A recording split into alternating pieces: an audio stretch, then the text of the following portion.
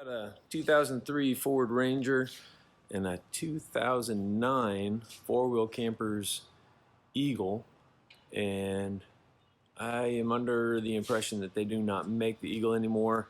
Probably what the Hawk replaced. So cool little camper. We got been able to enjoy kind of poking around it and seeing what it's all about. So I know the clients use it far and wide here in the Northwest. So added a toilet. So this box here is what we've added to the situation. It was this before. That's what was there originally, and so you see how much we added. This is all additional that they have to kind of work around when getting in and out of the camper, but we had to make compromises for this toilet system. So I'm going to leave the lid off here. I'm waiting to meet with the clients and find out if they want to put it on a hinge like the original lid was, or if they just want some magnet catches so they can just pull it off and set it to the side. So this is one of those 5-gallon bucket based systems, and it's kind of how it looks. I bought the lid is like a luggable loo type lid that I got off of Amazon.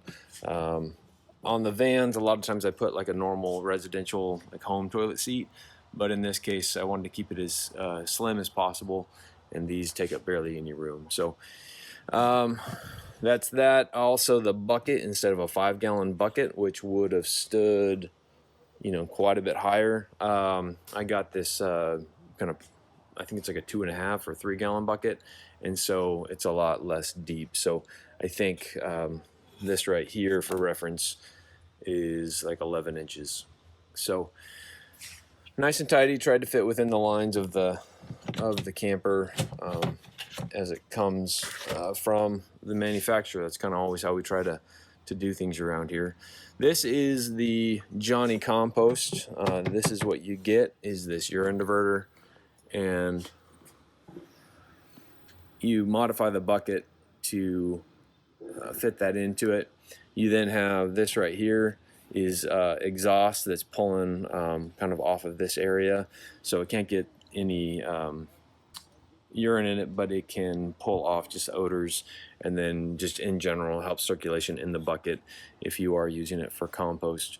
And then below that, which you won't be able to see, is the plumbing system, which comes down and then goes around and then out the bottom of the camper. And then that black module there that you see is the fan.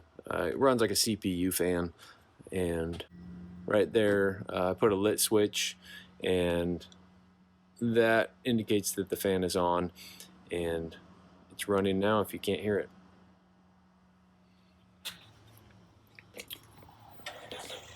So that's what the inside looks like. This is the fan coming out. This also comes with the Johnny Compost kit, so you will have a way to go either through the floor or through the ceiling. They have two different covers. This is the cover for the floor or wall, and then they have a cover that's meant for a ceiling mount if you were to run the exhaust up through the ceiling of something. So this is the plumbing coming through, and I just put a union. So I went into PVC here. The PVC then goes into just into the other side of this metal, and then there's a chase that runs all the way down to the driver's side. And so I actually converted over to PEX so that I could have a little bit of flexibility going through there. And so it runs down that line. I don't know if I'll be able to get this or not. So there's, it comes through, switches to PEX, runs along the back of the truck. And then for the fun part is to see if we can get you under here. So right there, you can see where the PEX comes through, turns back into actually just a 1/2 inch fitting, and then I modified the junk out of this tank to make it accept the outlets that you see here, and then the standard cap is just on top, and that's a vented cap. So all good. I'll overlay a photo here of the frame that I welded up and that's hanging there in the rear quarter panel of the truck, and then some really burly heavy-duty Velcro straps to hold the tank in place. So not a very heavy system. It's never going to weigh more than 20 pounds, not even that. So not too worried about the weight, but I think this is a pretty good system, and then allows for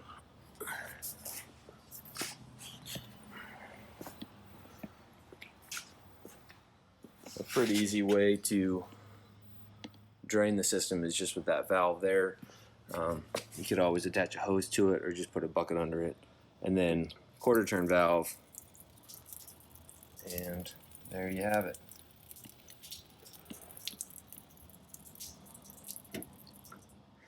Well, I'm gonna go get a mop, but hope this inspires you, gives you some ideas. If you got an old camper, an old van, always things you can do to kind of add some creature comforts that are now available thanks to the marvels of 3D printing and all y'all that are out there adventuring, making this a pretty cool industry to be in. So share me your thoughts. Cheers.